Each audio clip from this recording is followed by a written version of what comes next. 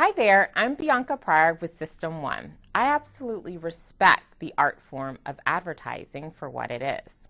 Just like a painting, piece of literature, sculpture, or theater, it really does take time and practice to nail a masterpiece. The most successful masterpieces or ads really do tap into a deep universal truth, meaning you say something today and it has the power to carry 10, 15, 20 years from now.